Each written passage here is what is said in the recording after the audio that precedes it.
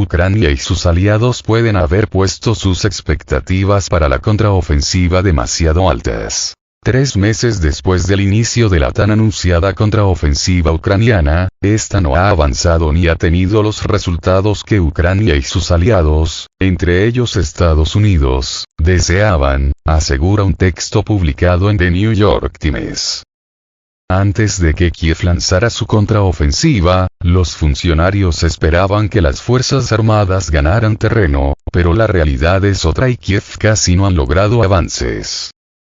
En otras palabras, Ucrania y sus aliados, incluido Estados Unidos, pueden haber puesto sus expectativas para la contraofensiva demasiado altas. Ucrania está luchando contra uno de los ejércitos más fuertes del mundo.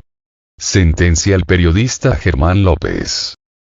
De acuerdo con el artículo, el plan inicial de la contraofensiva de Ucrania tuvo dificultades para avanzar, pues el ejército buscaba utilizar infantería, tanques y otros vehículos blindados suministrados por Occidente para atravesar a las fuerzas rusas en el sureste. Sin embargo, los ucranianos se toparon con defensas rusas más extensas de lo que esperaban, sobre todo grandes campos minados.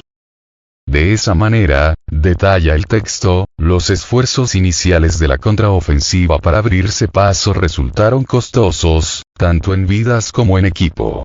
Entonces el ejército de Ucrania cambió su enfoque. Retiró vehículos e intentó reducir a las defensas rusas con artillería, desactivar las minas y avanzar lentamente con la infantería.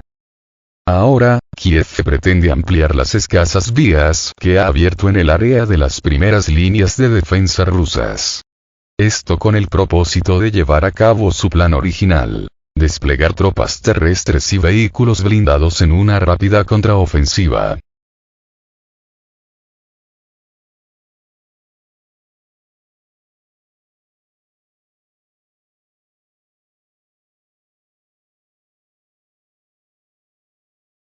Pero el tiempo se está acabando. A medida que lleguen las lluvias de otoño, el terreno se volverá más fangoso y difícil de atravesar, lo que probablemente impedirá avances importantes en el campo de batalla, aseveró el periodista. Por su parte, las fuerzas rusas han intensificado los ataques en el noreste para obligar a Kiev a desviar sus tropas y recursos hacia esa zona. En ese sentido, asegura el comunicador, si se mantienen suficientes fuerzas ucranianas en el frente del sureste, el último gran intento de la contraofensiva podría fracasar. Este 18 de septiembre, el presidente ucraniano, Volodymyr Zelensky, admitió que la contraofensiva del ejército de su país avanza lentamente. Mientras que, desde Rusia declaran que Kiev ha sufrido grandes pérdidas y son decenas de miles los soldados que perdieron la vida tras meses de su contraofensiva. Es una pregunta difícil. Voy a ser completamente honesto con ustedes. Tenemos la iniciativa. Y a pesar de ello, la contraofensiva no es muy rápida, declaró Zelensky en una entrevista con CBS. En palabras del mandatario ucraniano, el enfrentamiento en el campo de batalla se ha convertido en un duelo de artillería. Rusia y Ucrania disparan 40.000 proyectiles cada día, detalló Zelensky al añadir que la contraofensiva continuará tras el fin de las condiciones meteorológicas favorables. A medida que el tiempo empeore y aparezca el barro, agregó, las Fuerzas Armadas tendrán que utilizar drones o aviones si estos últimos son suministrados por Occidente. La contraofensiva de Ucrania comenzó el 4 de junio en el sur de Donetsk, Artyomovsk y Zaporozhye. Sin embargo, los resultados no han sido los esperados por el gobierno de Zelensky y la OTAN. El pasado 12 de septiembre, el mandatario ruso aseguró que la contraofensiva de Kiev no logró sus objetivos y solo produjo pérdidas que ascienden a 71.500 efectivos ucranianos. En sus palabras, un total de 543 tanques y 18.000 vehículos blindados de distintas clases de las Fuerzas Armadas de Ucrania fueron destruidos durante la operación militar especial rusa.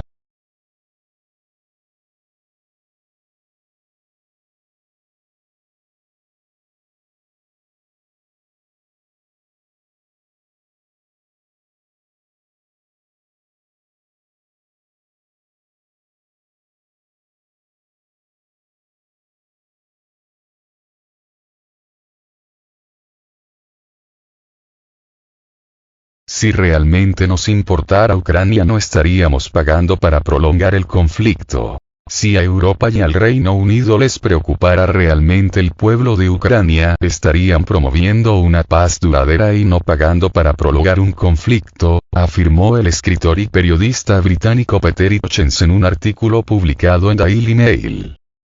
De acuerdo con Hitchens, hay muchos indicios de que Kiev se ha metido en problemas políticos y militares y cada vez parece menos probable que sus fuerzas armadas vayan a poder avanzar en el conflicto. Además, el autor señala que hay informes recientes de crecientes fricciones entre Ucrania y el gobierno de Polonia, aunado al escándalo de la presunta corrupción en las oficinas de reclutamiento militar ucranianas. Esto no sorprende a nadie, ya que apenas se puede respirar en Ucrania sin toparse con la corrupción.